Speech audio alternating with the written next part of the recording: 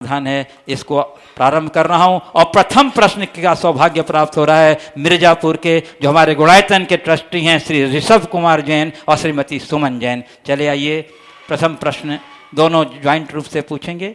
आइए, चलो पूछो दो भाई। नमोस्तु गुरुवर, नमोस्तु गुरुवर, नमोस्तु गुरुवर। नमोस्तु गुरुवर, नमोस्तु गुरुवर। मिर्जापुर समाज की तरफ से सत सत नमोस्तु। और जगदलपुर समाज की तरफ से महाराज जी, मेरे बड़े भाई साहब ने कहा। तो पूछ लो भैया। हे गुरुवर, हमारी एक जिज्ञासा है कि इस कर्म की शक्ति और जीव की शक्ति में कौन बड़ा होता है? कर्म की शक्ति और जीव की शक्ति में कौन बड़ा है? देखो, कर्म की शक्ति भौतिक शक्ति है और जीव की शक्ति आत्मिक शक्ति है। ये संसार है, इस संसार में कर्म और जीव के बीच जंग चलते रहती है। कभी कर्म जीतता है और कभी जीव जीतता है। संसार में रहने वाले अज्ञानी प्राणियों के ऊपर हमेशा कर्म भारी रहता है और वो भारी कर्म हमारी आत्मशक्तियों को पराभूत कर देता है। लेकिन जब जीव की चेतना जाग जाती है, उसके अज्ञान का निवारण होता है, ज्ञान प्राप्त कर लेता है, तो जीव की शक्ति इतनी प्रगाढ़ हो जाती है कि अनादि से जड़ जमाए कर्म की सत्ता को वो पल में उखाड़ फेंकता है। अंततः जीव की जीत होती है। इसलिए तुलनात्मक रूप से कहूँ तो कर्म की शक्ति से भी बड़ी शक्ति आत्मा की है। चलिए, श्री विकास जैन, आशिका जैन। हाँ पूछो जल्दी। गुरुवर, क्या होते गुण श्रेणी निर्जरा किसे कहते हैं? गुण श्रेणी निर्जरा एक विशिष्ट प्रकार की निर्जरा होती है जिसमें पुंज के पुंज कर्मों का क्षय होता है, उसे गुण श्रेणी निर्जरा कहते हैं। ये वृत्तियों को होती है अथवा कुछ विशिष्ट निमित्तों में होती है, जैसे सम्यक दर्शन की उत्पत्ति के प्रथम अंतर मुहूर्त में। आइए, विकास जैन एवं आशिका जैन। नमस्ते महाराज जी। महाराज जी, चारों दान में सर्वश्रेष्ठ दान कौन सा होता है? दान अपने आप में सर्वश्रेष्ठ है, श्रेष्ठ कर्म है। और ऐसा कहा गया, गही दाने न शोभते, गृहस्थ की शोभा दान से होती है। लेकिन अब आपने पूछा है चारों दानों में कौन सा दान श्रेष्ठ है? दान मात्र श्रेष्ठ है। जब जैसा प्रसंग आ जाए उस समय दान दो। आहार दान को ऐसे मुख्य रूप से कहा। आहार दान, औषध दान, उपकरण दान, आवास दान, चारों दान अपने आप में महत्वपूर्ण है, ये पात्र दान की अपेक्षा। इसके अलावा दयादान भी एक बहुत बड़ा दान है। जहाँ जब जैसा प्रसंग आ जाए उसे श्रेष्ठ मान करके दान दो। बस मैं यही कहना चाहूँगा। मैं यही दान करूँगा, बाकी दान नहीं करूँगा, ये एक अच्छे दाता का लक्षण नहीं है। अच्छा दाता वो है जो प्रसंग और परिस्थिति के अनुरूप जो भी दान का प्रसंग बने उसे सहज रूप से स्वीकार कर ले। नमस्ते महाराज जी। सत सत बंधन महाराज जी। महाराज जी, मेरा प्रश्न ये है कि अपने धर्म ध्यान को कैसे आप बढ़ाएं, कैसे उसको प्राप्त करें कि आगे चल के वो केवल ज्ञान में परिवर्तित हो जाए? धर्म ध्यान को कैसे बढ़ाएं कि वो केवल ज्ञान में परिवर्तित हो जाए, बहुत अच्छा प्रश्न है। जितना बने अशुभ ध्यान से अपने आप को बचाओ, शुभ में अपने आप को रमाने की कोशिश करो। आज आप शुभ में रमोगी, धीरे धीरे धीरे धीरे आपकी आत्मा में ऐसी योग्यता प्रकट होगी जिससे आप शुभ से भी ऊपर होकर शुद्ध में डूबो और केवल ज्ञान को प्रकट कर सको। श्रीमती किरण जैन एवं श्रीमती ऋतुषा जैन, मिर्जापुर उपस्थित हैं, तो आइए, कहाँ जाओ जल्दी जल्दी। नमोस्तु गुरुवर, नमोस्तु गुरुवर, नमोस्तु गुरुवर। महाराज जी, मेरा प्रश्न ये है कि सभी महाराज जी और माता जी लकड़ी का कमंडल क्यों रखते हैं, किसी धातु का क्यों नहीं लेते? धातु का रखे तो सब चुरा के ले जाएं, लकड़ी का कोई नहीं ले जाएंगे। चलिए, किरण जैन। देखो, धातु का रखने लगे तो तुम लोग सोने का ला के दे दोगे और झमेला हो जाएगा, एक पहरा और रखना पड़ेगा। हाँ, इसके बाद तैयार रहेंगी संगीता जैन, इलाहाबाद। नमस्ते महाराज जी। नमस्ते महाराज जी। मनुष्य जीवन को सफलता किन कार्यों से बनाना चाहिए? मनुष्य जीवन को सफल बनाने के लिए क्या करना चाहिए? भवस्य सारम किम किल व्रत धारणम च। व्रत संयम अंगीकार करो, मोक्ष मार्ग में लगो, तुम्हारा मनुष्य जीवन सार्थक हो जाए। आइए श्रीमती संगीता जैन इलाहाबाद, और उसके बाद तैयार रहेंगी डॉक्टर निधि जैन इलाहाबाद और रश्मि जैन इलाहाबाद। नमस्ते महर्षि। महर्षि, मेरा प्रश्न है कि व्रती जीवन ग्रहण करने से पहले हमको क्या क्या अभ्यास करना चाहिए? व्रती बनने से पूर्व क्या अभ्यास करना चाहिए? देखिए, सबसे पहले जो भी व्रती बने उसे अपने सम्यक दर्शन को पुष्ट करना चाहिए। सम्यक्तोचित क्रियाओं का पालन करना चाहिए और सम्यक्त विरोधी कार्यों का त्याग करना चाहिए। वीतराग सच्चे देव शास्त्र गुरु के अतिरिक्त अन्य किसी की पूजा उपासना नहीं करनी चाहिए। अपने मन को निश्चल रखना चाहिए। अतीत में यदि कोई अपराध हुआ हो तो योग्य गुरु के पास जाकर प्रायश्चित लेकर अपने मन को शुद्ध कर लेना चाहिए, क्योंकि निश्चल्यो व्रति ऐसा कहा है। निश्चल होकर आगे बढ़ने का प्रयास करना चाहिए और सम्यक्त की भावना भानी चाहिए, स्वाध्याय करना चाहिए, अपने परिणामों को निर्मल बनाना चाहिए और जिन व्रतों को पालना चाहते हैं उनका अभ्यास प्रारंभ कर देना चाहिए, ताकि व्रती बनने के बाद उसका निरतिचार पालन किया जा सके। डॉक्टर निधि जैन, और उसके बाद तैयार रहेंगी रश्मि जैन।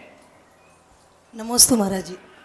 सभी महाराज जी के आगे सागर एवं सभी माता जी के आगे मति शब्द क्यों लगाया जाता है? ये कोई जरूरी नहीं कि सागर या मति लगाया ही जाए। सागर के अलावा अन्य भी विशेषण लगाने की परिपाटी रही। नंदी लगा, सेन लगा, सिंह लगा, भूषण लगा, आदि आदि। वर्तमान में सागर की ज़्यादा माने प्रसिद्धि है, सागर का ज़्यादा चलन है, इसलिए लोगों को लगता है सागर ही है। सागर विशालता और गंभीरता का प्रतीक होता है, सागर रत्नों की खान होता है, इसलिए मुनियों के आगे सागर शब्द का प्रयोग किया जाता है।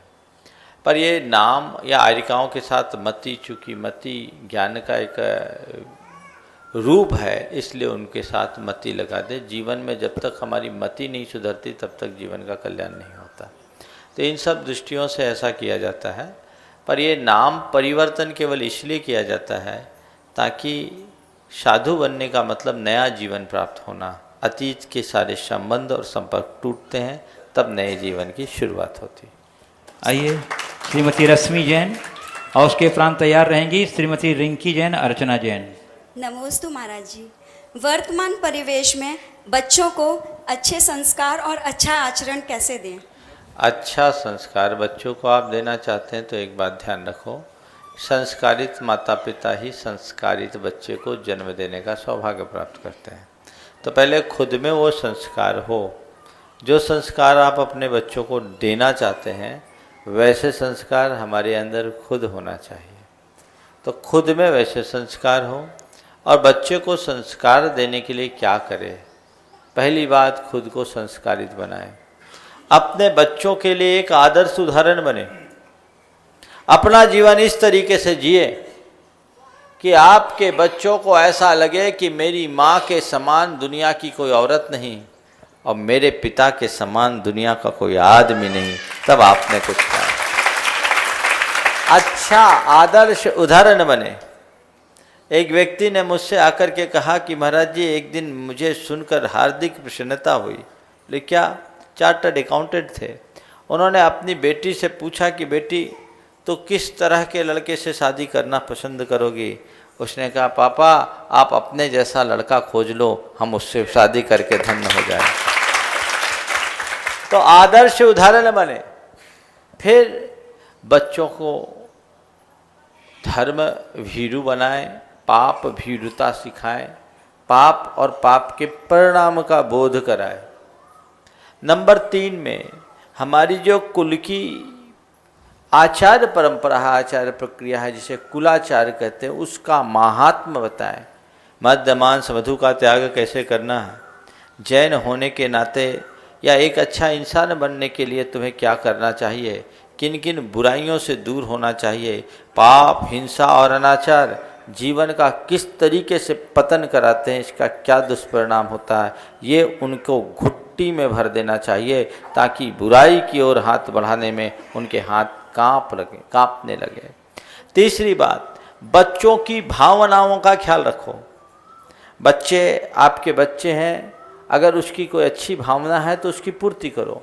कई माता पिता ऐसा होता है कि बच्चों पर अपनी बात थोप देते हैं, ना कर दिया तो ना कर दिया, चाहे वो कितनी अच्छी बात हो, ऐसा नहीं। बच्चे की अच्छी बातों को पूरा करो, उसकी भावनाओं को आहत मत होने दो। यदि बच्चे कोई गलत कार्य करते हैं उन्हें समझाने की कोशिश करो, लेकिन बड़े होने के नाते भावनाओं को कुचलना ठीक नहीं है। इसका दुष्परिणाम ये होता है कि बचपन में बच्चे माँ बाप के दबाव में चुपचाप रह जाते हैं और बड़े होने के बाद जिनकी भावनाओं को ज़्यादा कुचला दबाया जाता है वो विद्रोही बन जाते हैं। तो भावनाओं का सम्मान करें।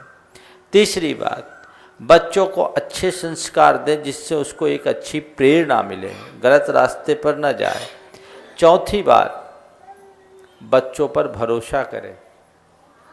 आप अपने बच्चों को शंका की दृष्टि से न देखें, विश्वास करें मैंने अपने बच्चों को सही शिक्षा दी है, सही संस्कार दिए हैं तो मेरा बच्चा गलत नहीं बोलेगा, उस पर भरोसा करें।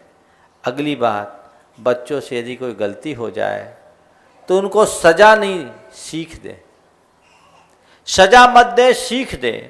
एक व्यक्ति अपने बच्चे की छोटी छोटी गलती पर उस पर टूट पड़ता था। नतीजा कि बच्चा कुछ भी काम करे तो अपने बाप को बताना ही नहीं चाहे। एक दिन बच्चे से कुछ गलती हो गई, बाप ने उसकी पिटाई कर दी। पत्नी ने आकर के मुझसे कहा, महाराज जी इनको समझाओ, ये बड़ी निर्ममता से अपने बच्चे को मारते हैं। मैंने पूछा क्या बात है भाई, तुमने क्या? बोला बच्चा गलती करेगा तो उसको कैसे सुधारें। हमने कहा भैया तुम बाप हो, पुलिस नहीं। तुम बच्चे के पिता हो, पुलिस नहीं। पिता बन करके बच्चे को सुधारो, पुलिस बन करके नहीं। उनको सज़ा मत दो, सीख दो। बच्चे को आप सीख दोगे तो बच्चा बड़ी सी बड़ी गलती होने पर भी आपको बताए बिना नहीं हो रहेगा, और सज़ा दोगे तो छोटी सी भी गलती को दबा के रखेगा, नतीजा बहुत खराब हो जाता है। फिर उनको अंकुश युक्त आज़ादी दें। आज़ादी, पूरी आज़ादी भी ना दें और पूरा अंकुश भी ना रखें। उन्हें फ्री छोड़े, लेकिन ये भी देखते रहें कि कहीं कुछ गलत तो नहीं कर रहा है। तो अंकुश युक्त आज़ादी, जैसे एक पेड़ होता है, पेड़ की सुरक्षा के लिए ट्री गार्ड लगाया जाता है। पर ट्री गार्ड क्यों लगाते हैं? इसलिए कि जानवर उसे नष्ट न कर दें। पर ट्री गार्ड पेड़ से एकदम सटा करके भी नहीं लगाया जाता और बहुत दूर भी नहीं लगाया जाता। एक सुरक्षित दूरी में पेड़ के चारों तरफ ट्री गार्ड लगाया जाता है ताकि पेड़ डेवलप हो सके और सुरक्षित रह सके। ऐसे ही बच्चों को अंकुश युक्त आज़ादी दें। यदि ऐसा आप करते हैं तो आप एक अच्छे बच्चे को जन्म देने का सौभाग्य प्राप्त करेंगे। श्रीमती रिंकी जैन इलाहाबाद और अर्चना जैन इलाहाबाद। नमस्ते महाराज जी। महाराज जी, मेरा प्रश्न ये है कि जब भी हम लोग मनौती के लिए कोई भी धार्मिक कार्य करते हैं, पूरा करते हैं, दान आदि करते हैं, तो क्या कोई पुण्य मिलता है?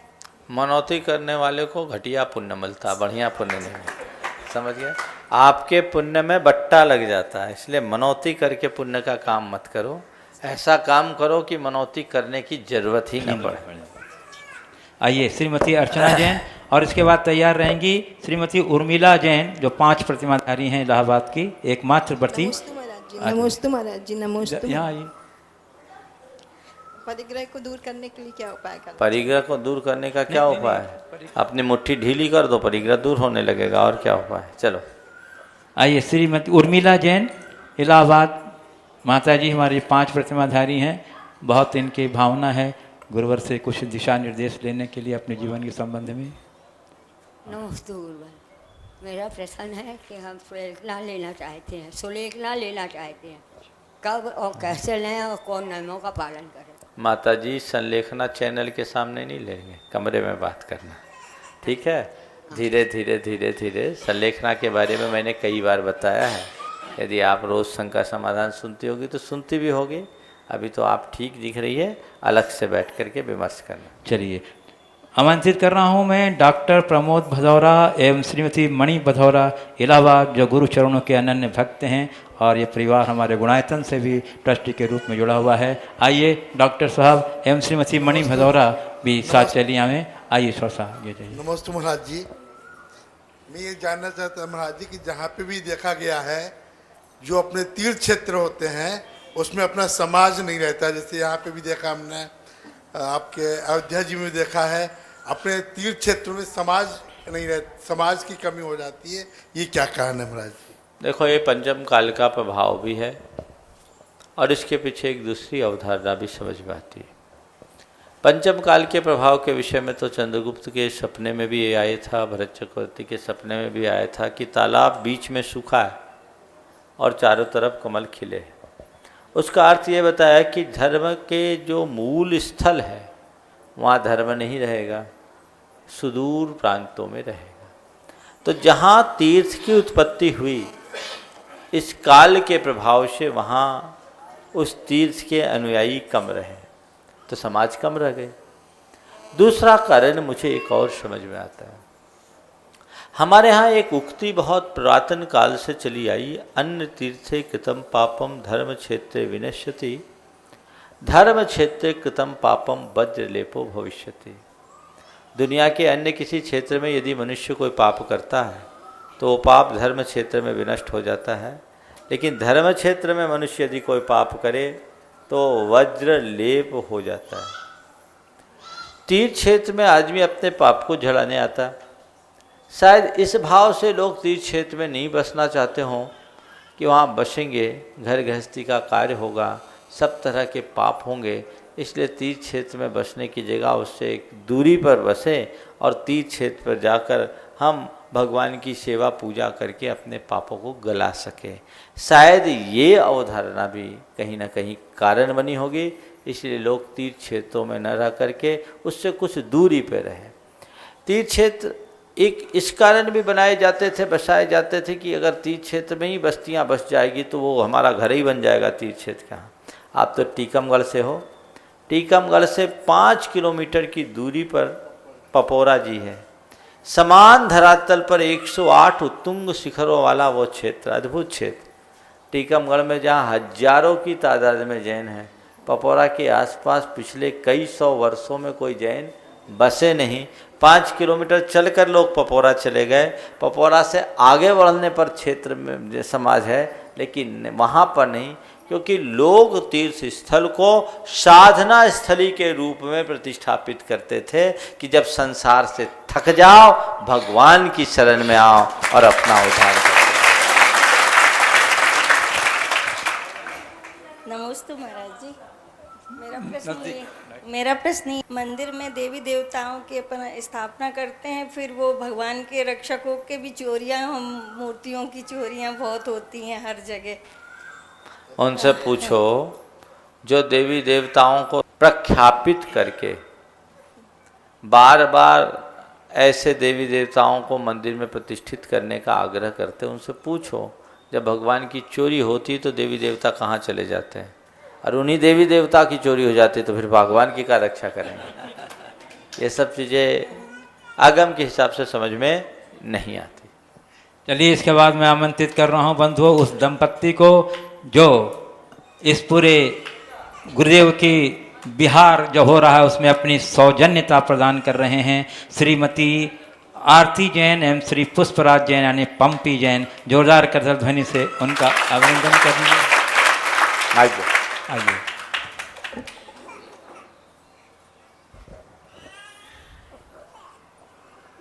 आइए श्रीमती आरती जैन भी आइए बंधुओं, बहुत ही समर्पण भाव के साथ अतिथि संभाग विराट में बहुत अपना महत्वपूर्ण योगदान। गुरुवर के श्री चरणों में नमोस्तु। और जब मैं कन्नौज से चला तो पूरी समाज ने बोला कि हम लोग अभी नहीं पहुंच पा रहे हैं, तो हमारी तरफ से गुरु जी के श्री चरणों में नमोस्तु बोलिएगा। और महाराज जी कन्नौज में नान जैन भी आपके बड़े भक्त हैं, पारस चैनल पे आपके प्रवचन सुनते हैं। जब सबको मालूम पड़ा कि आपका आगमन कन्नौज की तरफ हो रहा है तो सब लोग बहुत उत्साहित हैं महाराज जी, और हम सबको यही धैर्य बंधाए हुए हैं, कहते भी हैं कि महाराज जी शीघ्र शीघ्र कन्नौज पहुँचेंगे, और हम लोग अपने प्रयास में हैं कि महाराज जी को हम जल्द से जल्द कन्नौज ले जाएं। तो पूरे कन्नौज जैन और नॉन जैन सभी की ओर से आपको नमस्ते महाराज जी।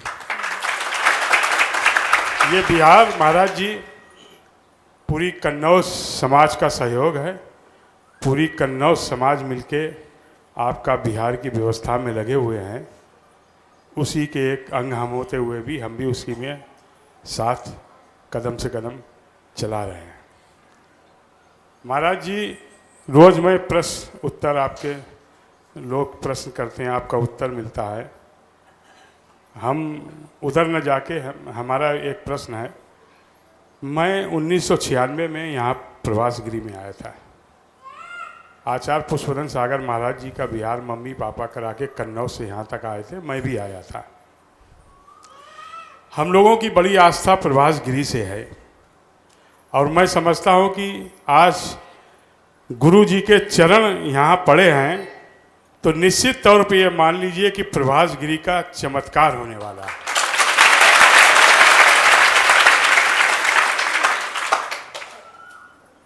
मैं गुरु जी आपसे निवेदन करता हूँ हाथ जोड़ के कि आपके यहाँ आने से ये तो निश्चित हो गया। पहले जब मालूम पड़ा कि गुरुवर प्रभासगिरी की तरफ जा रहे हैं तो मैंने समझ लिया था अब प्रभासगिरी के चमत्कार और उसकी भव्यता को कोई रोक नहीं पाएगा। हम लोग तो यही निवेदन करते हैं गुरुवर कि आप एक ऐसा आशीर्वाद और ऐसा डायरेक्शन दे दें यहाँ पर कि लोगों की हमेशा बार बार आने की यहाँ इच्छा बनी रहे। और हम भी यही चाहते हैं, हमारे मम्मी पापा भी हमेशा प्रभासगिरी के बारे में पूछते रहते थे और मैं सन 96 के बाद आज आया। हमारी भी इच्छा बहुत है कि यहाँ पर बहुत कुछ परिवर्तन हो जाए, आपके डायरेक्शन में, आपके आशीर्वाद से भव्यता में कोई कमी न रहे। ऐसा मैं सभी की तरफ से यहाँ जितने लोग बैठे हाथ जोड़ के निवेदन करता हूँ। महाराज जी कुछ जरूर निर्देश दे के जाइए आप। और हम केवल ये आश्वासन आपको महाराज जी सबके सामने देते हैं कि आपका जो भी निर्देश होगा उसका पालन हम लोग करेंगे और इसको प्रभासगिरी को भव्यता की ओर ले जाएंगे, ऐसा हमारा आपसे वादा है। यहाँ जितने भी लोग बैठे सबसे मैं वादा करता हूँ। देखिए, आपने बहुत अच्छी भावना व्यक्त की। तीर्थ क्षेत्रों के विकास के प्रति हर श्रद्धालु की भावना होती है। तीर्थों का विकास और धर्मायतनों की रक्षा धर्मात्मा की पहचान है। आपने प्रश्न न उठाकर क्षेत्र से संबंधित बातों के लिए अपनी भावना व्यक्त की, निश्चित ये बहुत अच्छी बात है। क्षेत्र का विकास तभी होता है जब समाज तन मन धन से समर्पित होकर के आगे आती है। बंधुओं, प्रभासगिरी के संदर्भ में हम तब से जुड़े हुए हैं, तब से जानते थे जब से डॉक्टर प्रेमचंद जी साहब आचार्य महाराज के पास आते थे। महाराज जी, प्रभासगिरी क्षेत्र का विकास करना है, आना है, आना है, आना है। आप चले और जैसा आज मैं यहाँ आया तो मुझे बताया गया कि एक समय में यहाँ कुछ नहीं था, ऊंची ऊंची घास होती थी। 1987 के बाद इस क्षेत्र के विकास की शुरुआत हुई। ये प्रभासगिरी क्षेत्र पद्म प्रभा भगवान के दीक्षा कल्याणक और ज्ञान कल्याणक, मैं तो कहता हूँ कौशाम्बी और ये प्रभासगिरी कोई ज़्यादा अंतर नहीं। ये कौशाम्बी ही है, मनोहर उद्यान हो सकता है, नीचे कौशाम्बी हो और ऊपर वो उद्यान हो। ये भगवान पद्म प्रभा के चारों कल्याणक का क्षेत्र हो तो भी कहने में कोई अतिशयोक्ति नहीं। यहाँ जब मैंने दर्शन किया, कल कौशाम्बी में था, कौशाम्बी से यहाँ तक आया, रास्ते में भी देखा, बड़े पुरावशेष देखने को मिलते हैं। कभी ये बहुत समृद्ध नगरी रही होगी जो आज खंडहरों में परिवर्तित हो गई। काल के प्रभाव से कुछ भी अछूता नहीं रहता, लेकिन फिर भी ये हमारे लिए बहुत महत्वपूर्ण धरती है जहाँ हमारे भगवान के चार चार कल्याणक हुए। उस क्षेत्र में आने वाले जीवों का भी कल्याण पक्के तौर पर होता है। जब मैं यहाँ आया, ऊपर पर्वत की वंदना के लिए गया तो मंदिर के दर्शन करने से पहले ही मन प्रफुल्लित हो उठा। वहाँ जो वातावरण दिखा, जो रमणीयता दिखी और वहाँ की ऊर्जा का जो प्रवाह देखा, मेरे मुंह से बरबस निकल गया, ये स्थान तो चातुर्मास के लायक। बहुत अच्छा क्षेत्र है। यहाँ कभी भट्टारक ललित कीर्ति के मार्गदर्शन में 1881 संवत में प्रतिष्ठा हुई। भट्टारक ललित कीर्ति जैन जगत के एक बड़े प्रभावशाली भट्टारक हुए। उनके कार्यकाल में अनेक, उनके मार्गदर्शन में भारत में अनेक प्रतिष्ठाएं हुई। उन्होंने जो मंदिर बनवाया होगा, बहुत भव्य मंदिर बना होगा, बहुत विशाल मंदिर बना होगा। लेकिन जैसा मुझे बताया गया कि अचानक पत्थर की चट्टान खिसकने से मंदिर का बहुत आयत भाग ध्वस्त हो गया। लेकिन ये सौभाग्य रहा कि हमारे श्री जी सुरक्षित रहे, और उस स्थिति में भगवान को सुरक्षित रख करके लोगों ने जैसे तैसे यहाँ की पूजा अर्चा मेंटेन की। बाद में आज वहाँ एक मंदिर बना दिया गया। भगवान बिराए हैं, चरण हैं, अवशेष देखने को मिलते हैं। पर्वत पर जाने के बाद ऐसा लगा कि यहाँ पहले एक नहीं अनेक विशाल विशाल भव्य मंदिर होंगे, जो आज नष्ट हो गए। नीचे भी यहाँ आने के बाद बहुत अच्छा लगा। क्षेत्र में आधारभूत सारी चीज़ें हैं। समय काल के अनुरूप जो आवश्यकता थी, अपने संसाधनों के अनुरूप यहाँ विकसित किया गया। मंदिर भी बहुत भव्य है। ऐसे क्षेत्र के प्रति समाज को जागरूक होने की जरूरत है। इसके विकास की आवश्यकता है। इस क्षेत्र के विकास के लिए संपूर्ण देश की जैन समाज को आगे बढ़ना चाहिए। समाज का पहला प्रयास होना चाहिए कि हम तीर्थंकरों की कल्याणक भूमि को कहीं से पिछड़ने नहीं देंगे। उन तीर्थंकरों के कल्याणक भूमि का उद्धार कराएं। पद्मप्रभ भगवान की एक कल्याणक भूमि है। डॉक्टर साहब, इलाहाबाद जैन समाज और अन्य लोगों के प्रयास से ये क्षेत्र विकसित हुआ है, लेकिन अभी इसका पर्याप्त विकास नहीं हुआ।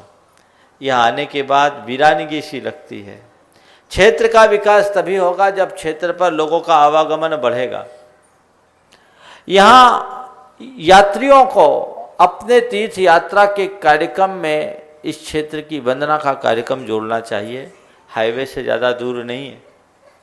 और जो भी तीर्थयात्री है अपने जीवन में एक संकल्प ले कि कम से कम हम तीर्थंकरों की कल्याणक भूमियों की तो वंदना कर लें, और सिद्ध क्षेत्र तत्स्य क्षेत्र की वंदना तो करें ही। उनके साथ अपने कार्यक्रम में कल्याणक भूमियों की वंदना का कार्यक्रम करें। क्षेत्र में जाएं और अपने आय का एक निश्चित हिस्सा क्षेत्रों के विकास के लिए लगाएं, तो निश्चित इस क्षेत्र का विकास होगा। मैं तो भावना बहाता हूँ। अचानक योग बना, हम तो जा कहीं रहे थे, हमारी गाड़ी घूमी। शायद यही इस क्षेत्र का अच्छा होनहार भगवान की कृपा होगी जो हम लोग इधर मुड़ गए। यहाँ आने के बाद लगा कि यदि यहाँ नहीं आते तो एक बहुत अच्छे क्षेत्र की वंदना से वंचित रह जाते हैं। इस क्षेत्र में विकास की आवश्यकता है। यहाँ क्षेत्र कमेटी से जुड़े हुए लोग बैठे हैं। मैं चाहूँगा कि अभी समाज के बीच अपनी बात रखे, और यहाँ उपस्थित समाज से और जो लोग इस कार्यक्रम को देख रहे हैं उन सब से मैं ये कहना चाहूँगा कि इस क्षेत्र के विकास का संकल्प ले। अपनी ओर से कुछ न कुछ योगदान प्रत्येक व्यक्ति दे, ताकि इस क्षेत्र का चहुमुखी विकास हो। और आप सब लोग कम से कम एक बार इस क्षेत्र की वंदना करने का भाव जरूर रखें। क्षेत्र अपने आप विकसित हो जाएगा। ये पद्मप्रभ भगवान की दीक्षा स्थली, केवल ज्ञान स्थली, यहाँ तो भगवान का समोसरण सज जाना चाहिए। ऐसा भव्य मंदिर होना चाहिए। और भी बहुत सारी चीज़ें हैं। अभी विचार विमर्श चल रहा है, बैठ करके उस पर बात करें। पर सबसे पहले जो यहाँ आवश्यकता है आधारभूत, उनकी पूर्ति यहाँ आप सबको करनी चाहिए। जैसे भी क्षेत्र समिति के लोग हों, बैठ करके योजना बनाएं, काम करें। मुझे मालूम पड़ा कि इस क्षेत्र में बहुत ज़्यादा आय नहीं है, बमुश्किल यहाँ का खर्चा निकलता है। पूजा अर्चा करना भी बहुत कठिन होता है। लोग जुड़े, दूर बैठ करके भी यदि भगवान की पूजा अर्चा के लिए आप योगदान देते हैं तो शास्त्र के अनुसार वो नित्य पूजा की श्रेणी में आता है। देव द्रव्य के लिए आपने भगवान की पूजा के लिए अपना कोई द्रव्य दिया तो वो नित्य पूजा की संज्ञा पाता है। प्रत्येक व्यक्ति उस भगवान की पूजा आराधना के लिए अपनी तरफ से योगदान जरूर दे। अन्य भी जो क्षेत्र के विकास के लिए योजनाएं आप लोगों के बीच रखी जाए, उस योजनाओं की पूर्ति के लिए आप सबको आगे आना चाहिए। मैं तो कहता हूँ प्रत्येक जैन समाज को कमर कस के इस दिशा में आगे बढ़ना चाहिए, तब ये क्षेत्र का विकास होगा। डॉक्टर साहब इस विषय में अगर अपनी तरफ से कुछ बात रखना चाहें तो मैं चाहूँगा। शंका समाधान तो रोज होता है, लेकिन आज की स्थिति में इस क्षेत्र के विकास के एक नए अध्याय की शुरुआत होनी चाहिए, जिससे आने के बाद इस क्षेत्र का परिवर्तन हो। देखो, आप पैसा कहीं भी लगाओ, लेकिन धर्म क्षेत्र में, तीर्थ क्षेत्र में, कल्याणक भूमि में तुम्हारा पैसा जो लगेगा वो पैसा शाश्वत हो जाएगा। दुनिया में लोग बहुत पैसा कमाते हैं और चले जाते हैं। ये कौशाम्बी नगरी जब एक समय सेठों की नगरी, बड़ी समृद्ध नगरी होती थी, उस समय लोग रहे होंगे, राजा महाराजा, सेठ साहूकार, अपार धन दौलत के मालिक रहे होंगे, लेकिन उनके सारे महल खंडहर में परिवर्तित हो गए। यहाँ कुछ नहीं दिखता, केवल ध्वंसावशेष दिखाई पड़ते हैं। लेकिन पद्म प्रभु भगवान का वह कल्याणक स्थल आज भी तीर्थ के रूप में विकसित है। इससे समझ लो कि जो धर्म में लगा वो शाश्वत है, बाकी सब अशाश्वत है। कब कैसा योग आ जाए कहा नहीं जा सकता। कल धरती हिली और सारी जनता तहस नहस हो गई। कब तुम्हारे पाप कर्म का कैसा योग आ जाए कोई पता नहीं।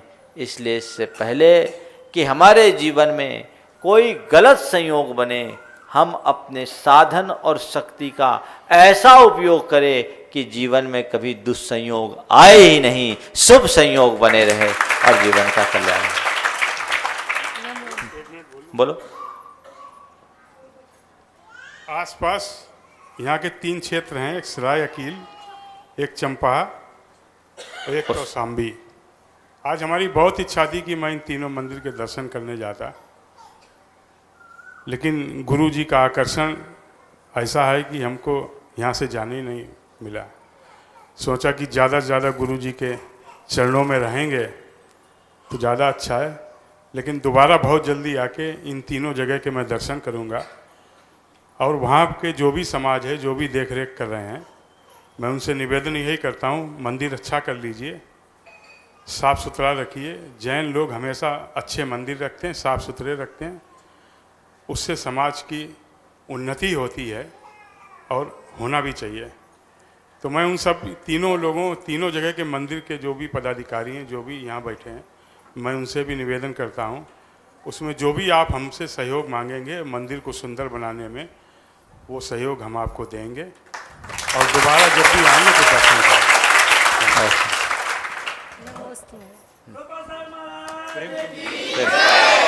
मैं आमंत्रित कर रहा हूं डॉक्टर प्रेमचंद जी जैन इलाहाबाद, जिनके प्रयास से यह क्षेत्र आज विकसित है। जो कभी उजाड़ था आज चमन है। मैं उन्हें आमंत्रित कर रहा हूं। एक बार जोरदार करतल ध्वनि से हमारे उनका सम्मान करें। बोलिए आचार्य श्री, हाँ बोलिए आचार्य श्री विद्यासागर महाराज की, परम पूज्य प्रमाण सागर महाराज की। इस क्षेत्र से मैं बहुत बचपन से जुड़ा हुआ हूँ। सिर्फ 2 मिनट में मैं आपको यहाँ का इतिहास बतलाऊँगा। हम बनारस जाते हैं, पावापुर जाते हैं, सब जगह डिस्प्यूट बना हुआ है कि वास्तव में वो जगह कहाँ है जहाँ भगवान का जन्म हुआ था या जहाँ उनको मोक्ष हुआ था। लेकिन ये ऐसा स्थान है जिसमें कोई डिस्प्यूट नहीं। यहाँ प्रभासगिरी क्षेत्र, कौशाम्बी नगरी, सारे शास्त्रों में जो भी वर्णन आता है कि भगवान ने कौशाम्बी में जन्म लिया और इसी के बगल में मनोहर वन में उन्होंने तपस्या की और कालांतर में उनको केवल ज्ञान यहाँ प्राप्त हुआ और बाद में वो जाके शिखर जी से उनको मोक्ष हुआ। तो उस स्थान में जो आप बैठे हुए हैं ये बिल्कुल ओरिजिनल स्थान है जहाँ आप बैठे हुए हैं। एक बात और बता दूँ आपको, अभी पहाड़ पर आप कुछ लोग गए हैं, नहीं गए हैं। पहाड़ मालूम होता बड़ा छोटा सा है, लेकिन आपको बतलाऊं कि इस पहाड़ से कितना पत्थर यहाँ से निकल के बाहर गया है इसका कोई अनुमान नहीं है। आज से नहीं, हजारों साल से। मैं सन 83-84 में इसके पत्थर के यहाँ नीलाम होता था, जितना पत्थर जिसका मन हो ले जाए। अकबर बादशाह ने इलाहाबाद का किला बनवाया है, यहाँ के पत्थर से बनवाया है। कितना पत्थर लगा होगा आप सोचिए। ये जहाँ बैठे हुए हैं, ये ज़मीन में हम लोग बैठे हुए हैं, ये सब पहाड़ का हिस्सा था कभी। आज जब हमने यहाँ बोरिंग करवाई तो आपको मैं बताऊँ तो 200 फुट नीचे तक पहाड़ का हिस्सा मिला हमें। ये 200 फुट हमने खोदा है तो वहाँ हमें पाइप देने की जरूरत नहीं पड़ी, पूरा पहाड़ ही पहाड़ था पूरा। ये पूरा पहाड़ है जिसमें हम लोग बैठे हुए हैं। ज़मीन 2 चोटियाँ बिल्कुल पहाड़ ख़त्म हो गया। इस ओरिजिनल स्थान में हम लोग बैठे हुए हैं। एक दूसरी बात बताऊँ आपको, आज से भगवान महावीर यहाँ पर आए। आपने अभी देखा होगा जानमती माता जी ने बहुत सुंदर मूर्ति बनवाई है भगवान महावीर को आचार अवस्था में। जिस समय वो यहाँ आए और चंदन बाला ने उनको आहार दिया, उसका पूरा किस्सा है, बहुत से लोग आप जानते होंगे, उसमें मैं नहीं जाता। लेकिन ये ओरिजिनल स्थान है। 3 बार इनका समोषण यहाँ पर आया है, ऐसा शास्त्रों में लिखा हुआ है। तो वो स्थान है जहाँ भगवान महावीर भी बार बार यहाँ पर आने को उत्सुक थे। उस स्थान पर हम लोग बैठे हुए हैं। दूसरी बात, आज से 2200 साल पहले मथुरा नरेश राजा असार से इनका यहाँ आधिपत्य हो गया था और उन्होंने पहाड़ पर एक गुफा बनवाई 10 बाई 10 की। उसके अंदर उनका शिलालेख आज भी मौजूद है और उसमें लिखा हुआ है कि जैन अरहंतों के लिए ये गुफा राजा असार सेन ने बनवाई। अब जैन अरहंत के लिए उनका मतलब मुनियों से था, आचार्यों से था। उन्होंने जो लिखा, उन्होंने अरहंत शब्द लिखा हुआ है। जैन अरहंतों के लिए असार सेन स्वयं जैन नहीं था, वैष्णव था, लेकिन उन्होंने इसकी मान्यता मानी आज से 2200 साल पहले। उसके बाद यहाँ पर कितने पंचकल्याण हुए हैं इसका अंदाज नहीं है। यहाँ पर 4वीं शताब्दी की मूर्ति मिलती है, 10वीं 11वीं शताब्दी की मूर्ति मिलती है, 14वीं शताब्दी की मूर्ति मिलती है, 16वीं शताब्दी की मूर्ति मिलती है, 20वीं शताब्दी की मूर्ति मिलती है। अभी 200 साल पहले संवत 1881 में, जैसा बताया, सन 1824 में यहाँ पर कोई रोड नहीं थी। लोग नाव से आते थे यमुना जी से, और आपके इलाहाबाद की मूल नायक प्रतिमा, अन्य 20 प्रतिमा, आपके बनारस की प्रतिमा, आपके सारनाथ की प्रतिमा, कोढ़ा घाट की प्रतिमा, जितनी प्रतिमाएं हैं सब प्रभाश्री की देन है।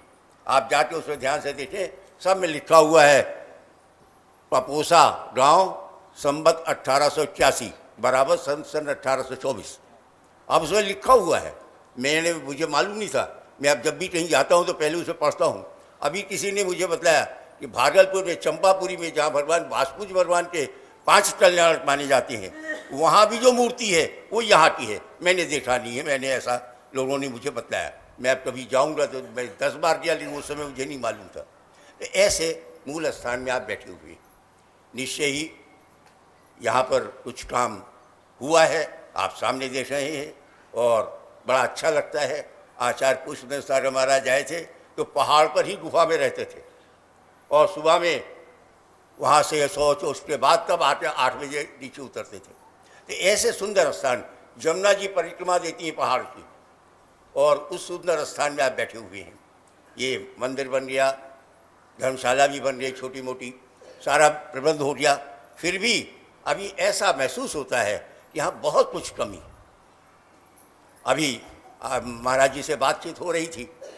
अगर भगवान ने ऊपर केवल ज्ञान उनको प्राप्त हुआ है और वहाँ पर उनका पहला समोषण लगा है और वहाँ से उन्होंने उपदेश दिया है और उपदेश उनके 12 कोस और कितने योजन तक पहुँचा है, तो उस स्थान पर कम से कम एक समोषण मंदिर तो होना चाहिए। आप में से बहुतों को मालूम हो न मालूम हो, हमने पहाड़ का एक हिस्सा 53 बीघा खरीद लिया है। हम चाहते हैं कि महाराज जी के अगुवाई में और आचार्य विद्यासागर महाराज जी की अगुवाई में एक समोषण मंदिर ऊपर पहाड़ पर विराजमान हो जाए। मैं उसके लिए अभी बातचीत कर रहा था। मैं अभी कुछ ASI वालों का, आर्कियोलॉजिकल सर्वे ऑफ इंडिया जो है, उनका कुछ यहाँ पर प्रतिरोध है, उनसे मैं बात करूँगा। मैं कल ही जाकर पहली बात करूँगा कि उनसे कैसे उसमें सहयोग मिल सकता है और वो मंदिर कैसे यहाँ बने, समोषण मंदिर जो कि पहाड़ के ऊपर बने। दूसरी चीज़ यहाँ पर ये महसूस होता है यहाँ पर धर्मशाला है, कमरे भी बन रहे हैं, अच्छे हैं, ठीक है। लेकिन आज के समय में जब हम लोग आते हैं तो थोड़ा सा सहूलियत और चाहते हैं। गेस्ट हाउस बने हुए हैं, ठीक है, और अच्छे गेस्ट हाउस हों और अच्छी सुविधा हो। तो मैं अभी यही बात कर रहा था कि कम से कम 5 गेस्ट हाउस यहाँ और बनने चाहिए। और अंदाज मेरा ये था, बात कर रहा था कि हर गेस्ट हाउस का खर्चा लगभग 11 लाख रुपए आएगा। तो हम चाहते हैं कि हम इंतजाम करें कि तीसरी बात, भगवान नेमिनाथ हमारी जो यहाँ सीढ़ी के ऊपर जो मंदिर बना हुआ है, अब उसमें तो टेम्परेरी मंदिर बन गया था, उसको थोड़ा सा और सुधार करवाया, लेकिन अभी भी अच्छा नहीं लगता कि गेट के ऊपर मंदिर बना हुआ है। उसमें एक सुंदर अच्छा मंदिर बन जाए, भगवान नेमनाथ की मूर्ति जो 11वीं शताब्दी की है वो अच्छी तरह से विराजमान हो जाए, एक उस मंदिर का बनना भी बड़ा ज़रूरी है। ये सारी चीज़ें ऐसी हैं। अब यहाँ पर देखिए, जैसा आप जानते हैं, पैसा आता है, थोड़ा बहुत खर्चा हो जाता है, फिर भी पैसे की कमी रहती है हमेशा। हम ये चाहते हैं कि आप लोगों को थोड़ा सा ये हो कि यहाँ पर पूजा के लिए एक निधि यहाँ पर होनी चाहिए। मैं समझता हूँ अगर आप 11,000 रुपये दें और आपके नाम से हर वर्ष आजीवन एक दिन की पूजा आपकी तरफ से हो, आप 1100 रुपये दें, वर्ष में एक बार एक दिन खूब अच्छी तरह से यहाँ पूजा हो, उसके लिए यहाँ पर एक विद्वान हो।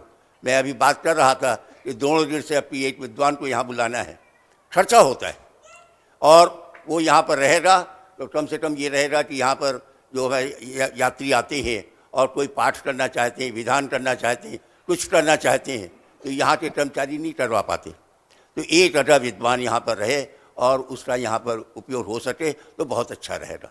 तो ये हमारे योजना है, इसमें हम आपका सबका सहयोग चाहते हैं। बहुत सुंदर। ओ